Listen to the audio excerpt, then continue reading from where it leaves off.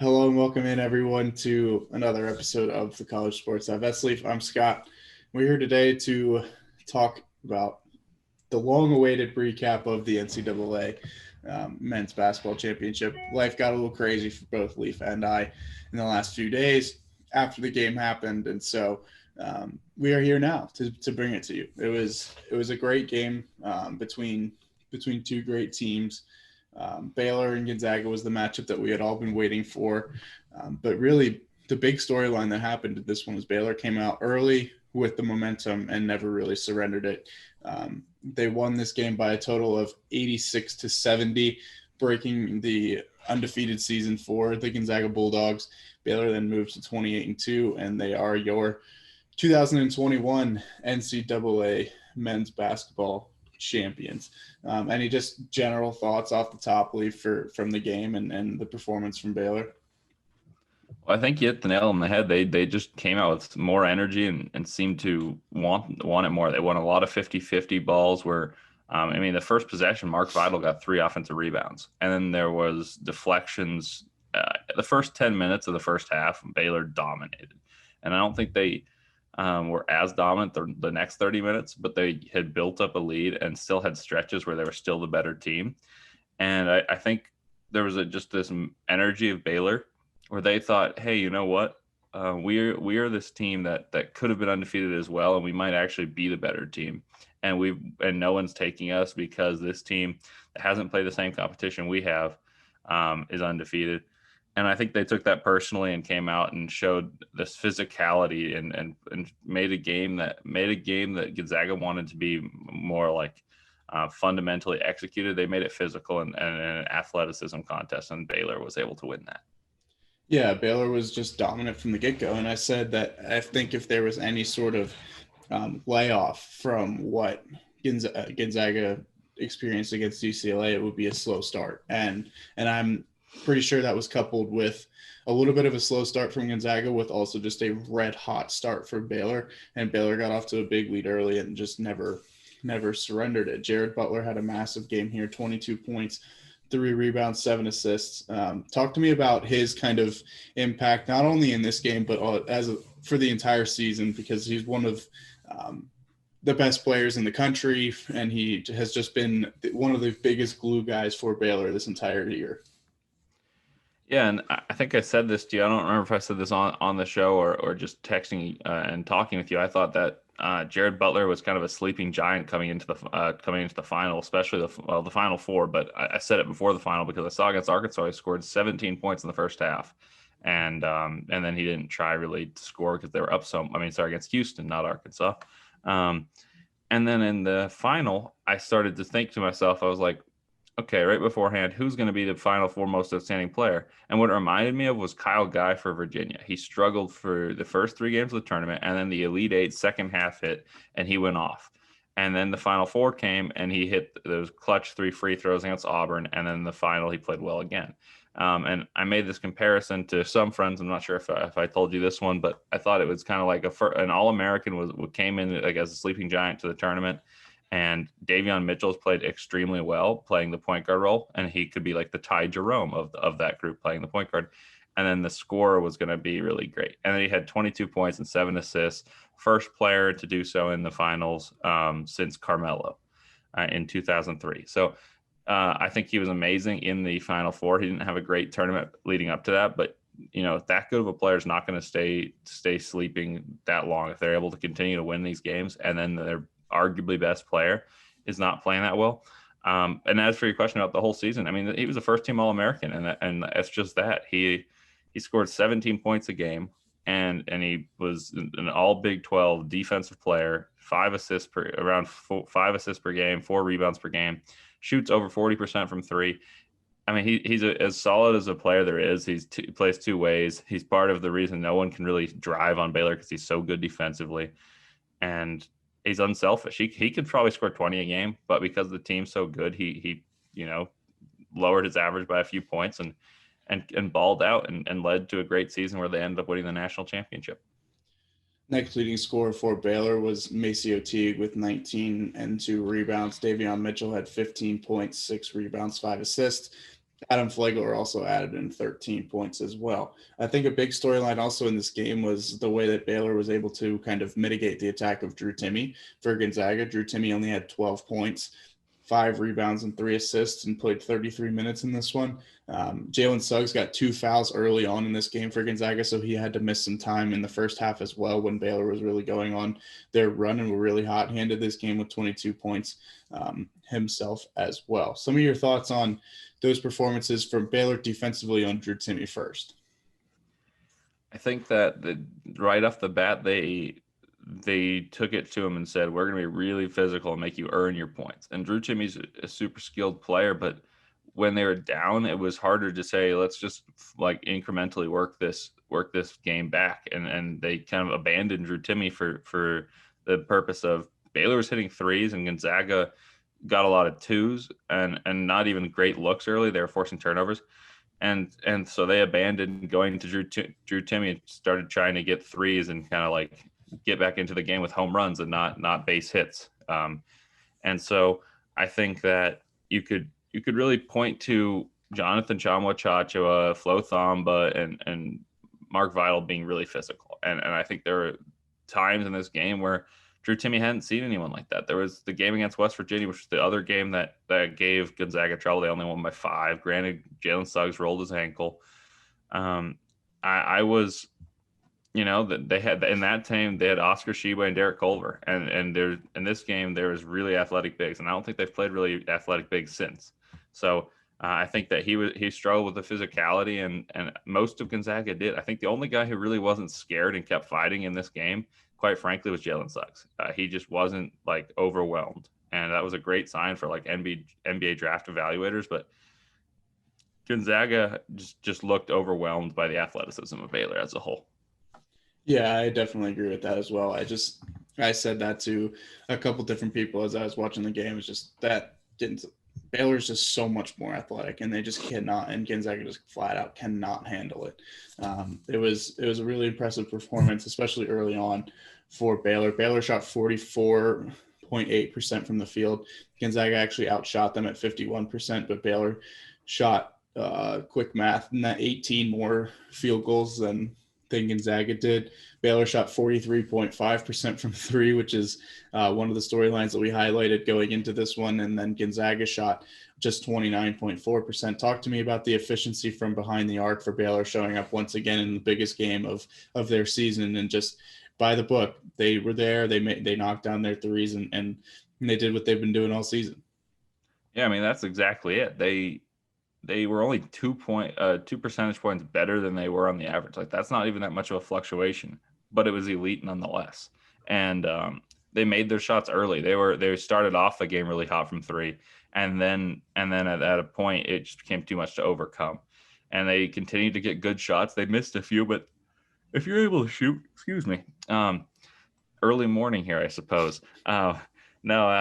If you're able to shoot set shots created, there were multiple, especially for Adam Flagler. He's the fourth guard of a phenomenal backcourt. He was able to step into threes in rhythm and hit shots. And Maceo Teague got a lot of really good looks. He even had a few when Gonzaga went zone. What was interesting is you never really see a team go zone to make you shoot threes worse, and that's how good Baylor was at shooting threes against the man-to-man.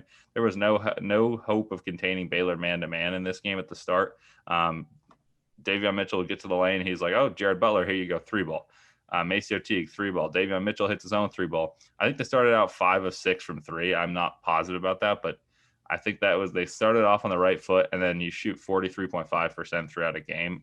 It's rare you're going to lose that game, especially when you're able to get 18 more possessions. So, they did what Houston does. Houston shoots a lot of threes and rebounds really well, except Baylor's just better on offense. So they were able to put up more points while replicating a formula that is derived off possessions. Yeah, and speaking of possessions, just the rebounding differential was enormous in this one. 38 rebounds for Baylor, 22 for Gonzaga. Baylor had 16 offensive rebounds just 5 for Gonzaga. They had more assists as well with 18 to 16. And they fouled 2 more times, but this is a team that just stole possessions through offensive rebounds and rebounds as a whole.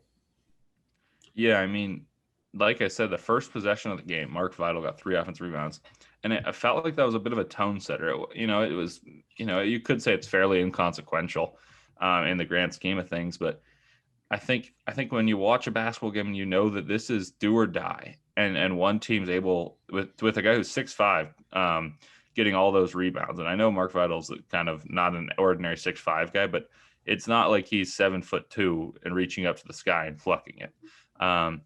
And I just think that they wanted it more earlier. There was also a few plays where Baylor dove to the floor first. 50-50 balls were won by Baylor all night, not only in the first few minutes, but especially in that first half. Baylor's defense extended really high up. They caused a lot of deflections. Gonzaga couldn't really get great shots, which is what they've done all year. I don't care how good the defense is. Gonzaga's been able to get great shots, and they just made Gonzaga uncomfortable through hustle and defensive intensity.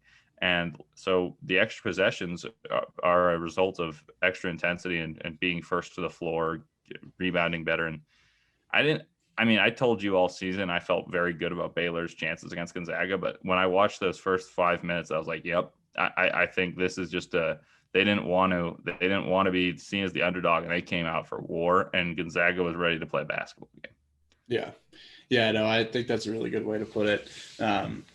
That Gonzaga just was flat out not ready for the athleticism and for the skill that Baylor presented, and it was a big problem. Okay, so any other final thoughts about this game as a whole before we start talking NCAA tournament and the rest of the regular season? I got one more thing, and this is, I'm going to flip the script a little bit. We talked about what Baylor did really well and how they jumped on it, but I think one thing that Gonzaga didn't do that we talked about, so I'll give us a pat on our backs, is that Gonzaga has a lot of players that are good scorers, really good role players, but the fact of the matter was that they don't really create for themselves that often, and 2 or 3 of their players aren't very good three-point shooters.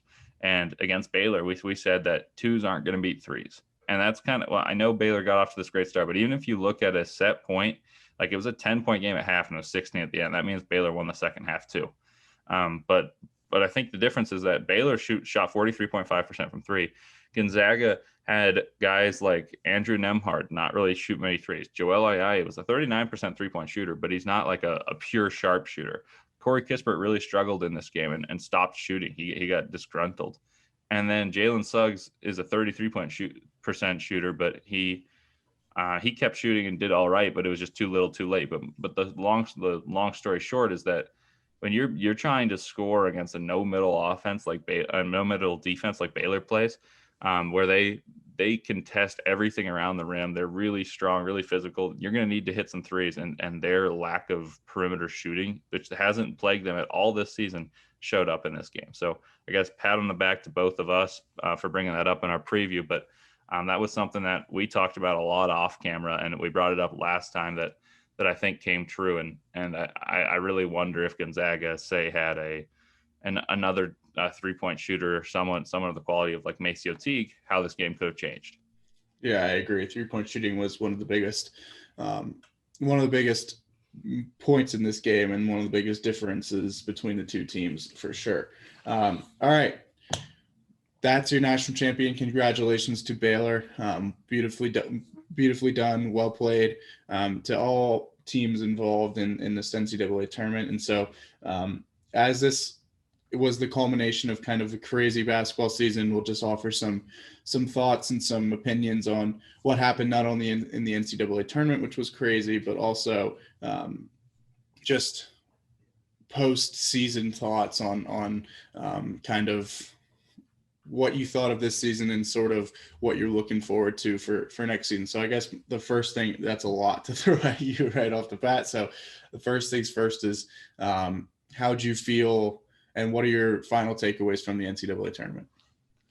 I thought it was a really good tournament. I mean, we got more upsets than we really ever have, and every seed won except for a 16. I thought that was pretty awesome. We got a little bit of madness for us, and I know that that's something we both love. But then the cream rise to the top, and you saw the best teams play each other.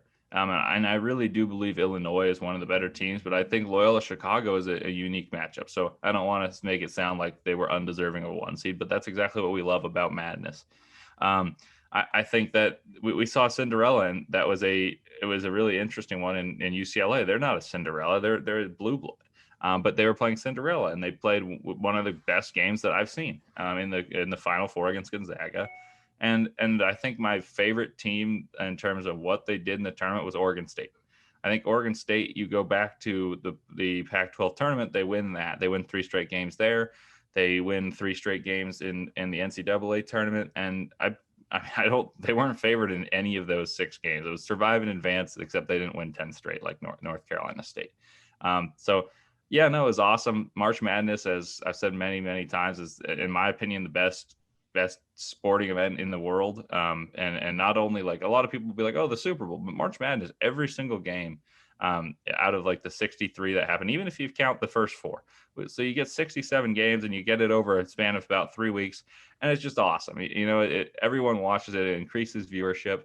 And I don't know, there's something about it that's just, it's like comforting. I missed it last year. I loved it this year. And I was happy to see it. And I thought that this year's Madness was encapsulated what I miss. I miss upsets, and I miss great games, and I miss the best team coming out winning. And I really do believe that was Baylor. So I was happy to see that. Yeah, I do believe the best team won in this tournament. I think that's a really good point to make as well. And I think the 2 best teams were playing in the championship. So when you have that happen as well, you always love to see that. I agree with you in terms of the Oregon State thing. I think they were insanely impressive. I would also lean towards UCLA from going from play-in game last 4 in, to Final Four is just insanely impressive. Giving Gonzaga just every single possible ounce of what they could take, and just how incredible that game ended up being. So yeah, UCLA was really impressive to me. Loyola Chicago was awesome. Syracuse made another run into the Sweet 16, was awesome. Oral Roberts making it to the Sweet 16, the second ever 2 seed to do so, was awesome. There's just a lot of positives, and I think the tournament really rebounded in a great way from not happening last year. Clearly, that wasn't the tournament's fault, but in a time where people were really tuned in to what was happening in the NCAA tournament, it put on a great display. Everyone did a great job. There's only 1 game that had COVID issues. Once again, apologies to VCU for not being able to play in their game. That sucks, but it's just the way that the chips fell in that given day. So I was happy that there wasn't like any big COVID issues other than what I just mentioned. I think they put it on in a great way, and it just shined a nice light on what could still be a really, really good product throughout a crazy year, a crazy time.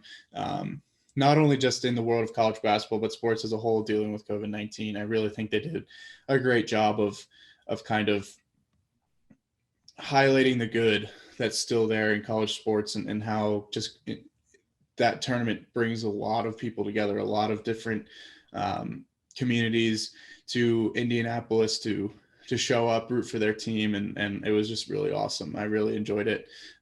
And yeah, definitely happy to have it back. Yeah, for sure. And I just want to build on something you said there, is that they were able to get fans in the building. And I know it wasn't like, I know we joked about this, but we were kind of serious, and it may have been looked over, but like, can you imagine Jalen Suggs' shot with a full packed house at Lucas Oil Stadium? I think that the fact that they were able to put off such a compelling product for so many people across the nation, such as ourselves, who were not there to see it, but without fans, and the players were able to enjoy their time in Indianapolis, where they, they had some weird circumstances, and we only look at it like, oh, look, that player's not playing well today. Like, what if, like if I'm trapped in a place for a month plus, and I'm going to have an off day occasionally, whether it be on the court or just mentally. So I just want to say that I really appreciate the product that was put on, not only by the NCAA, but by the players, that they were able to be safe, and they came out and played their hardest, played their guts out every single game, where without very many fans, very few fans, in fact, and they did it for the passion of basketball. And all season that was the case. No one had maximum capacity at their stadiums, and yet basketball, spoke true, and everyone was like, you know what, we want to win. We don't care if it's like an AAU atmosphere or not even. And I really appreciate that as a huge fan of college basketball. And I thought all year that the product of basketball didn't suffer. I think there were some moments that lacked electricity, of a crowd, that you can only have when there's a buzzer beater and you don't hear much. I mean, that was weird, but you know what? That it didn't take away from the product of basketball, and I really appreciated that. Yeah, I completely agree with you. It was a great tournament, really fun to watch everything kind of transpire there in Indianapolis. A couple different arenas, a couple different historic places such as Hinkle Fieldhouse, all those good things. All right, talk to me about the regular season, kind of your final takeaways on what we saw throughout the last 3 months, and yeah, some of your just post-season reactions, I guess. Well, I think we talked about it. The two best teams all year played in the national championship, and we saw Blue Bloods really struggle, which I think next year it probably won't happen. We saw North Carolina get bounced in the first round. Duke didn't make the tournament. Kentucky didn't make the tournament. And UCLA, I would say, is absolutely a blue blood, but they're not in the recent blue blood. Like you'd say Michigan State's more recent. And Michigan State struggled. They lost to UCLA, in fact. And both of those were in a play-in. So I would say in terms of the regular season, all of those blue bloods, the traditional ones, struggled. Obviously, UCLA had an amazing run in the tournament, but I'd say blue bloods struggling. The two best teams played in the national championship, and then you had a lot of teams that I think will be interesting to monitor throughout. You saw a great Illinois team fall early, and then now you lose Aya DeSuma, who's declared for the NBA draft. You saw Michigan build their program with Juwan Howard winning National Coach of the Year, and he's only going to get more and more recruits. I think he's kind of become a model of how the NCAA athletic directors want to hire coaches now. Get an ex-player, get someone that played in the NBA, coached in the NBA, and Indiana just did the same. And I think one other thing that stood out to me is that usually the team with the best backcourt wins, and or maybe they won't win, but they're certainly going to be a winning team. And that's what you saw in Baylor. And I think you got to look for some backcourts for the next year. If you're going to look at, futures betting or just want to watch basketball and who you think is going to be good, look for a team with good backcourt and good defense. And I think that's where you and I were right early on. We simplified it and really loved Baylor from the start. And so congrats to Baylor. Congrats to everyone on a great basketball season. And I'm curious to see if there's going to be a conference in this upcoming year that's better than the Big Ten was this year, because it felt like every time we did a preview, we had at least a couple Big Ten games in it. Yeah, definitely. I feel like we were going on a lot of those teams. Often you'll see a different Iowa squad without Luka Garza. You'll see a bunch of different things next year. It's going to be a different landscape. It always is in college sports. I'm sure there's going to be a lot of one-and-done players from this season. So I guess it's a tough question to ask, but give me some of your just general thoughts for what to expect for next year, just because there's going to be changes. There's going to be people that don't come back. It's early. It's almost a week removed from the national championship game. So off of what you know right now, kind of give me some of your thoughts on what to expect next year. I think you're going to see a lot of the same teams be really good, but I think you're going to see better basketball as a whole because fans will be there. I think that that'll be a better product. I think you're going to see some of the blue bloods play better. I mean, Duke's got a ridiculous recruiting class, so I think they'll probably be pretty good again. I think Kentucky will have to be better. I think you're going to see more consistent teams. Like Florida State's got a great recruiting class, and I think they were a team that I thought could have been really good, but didn't pan out fully. I think Gonzaga is going to be awesome. I think that they're going to get a transfer. They're going to get Chet Holmgren, who might be the next, he'll be different than Zion, but I think he's going to make people want to watch Gonzaga like people wanted to watch Duke when Zion was there. And I really do think it's just going to be another great year of college basketball. And I think it's the energy, the passion, the element of I want to win. I don't really care if it's a regular season game, but this is a rivalry just because it's within conference is going to be there. And that's something that makes college basketball and college football as well unique to me. But Football, you need to win every game to get to bowl games. Basketball, you don't need to win every game. For instance, Baylor they had 2 losses and won the national championship.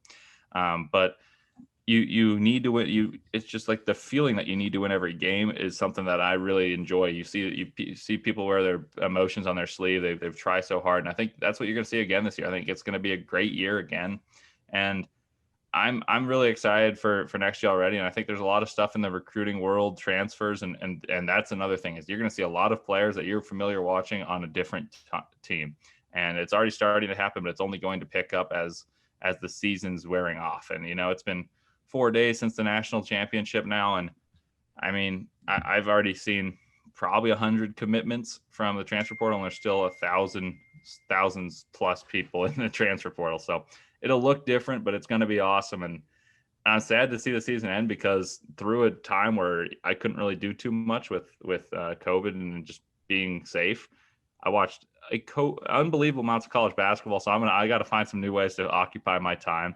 I'm sure Scott's got to do some stuff as well. He'll probably go golfing a lot, but maybe I'll have to pick up golf too. But anyway, I'm excited to monitor. I'll probably watch some old college basketball games. I'm already craving it. So I was a pleasure covering it for you guys, and I'm excited to do so again next year. Yeah, it was awesome. It was a really fun couple months doing football, doing basketball, all that stuff moving forward. Any other thoughts, Leif, on what transpired at all? Any other thing you want to say about the season next year at all? I think we're kind of wrapping up here. I got one question for you, actually. Yeah. Can you pick a favorite game, whether it's from the NCAA tournament or just regular season?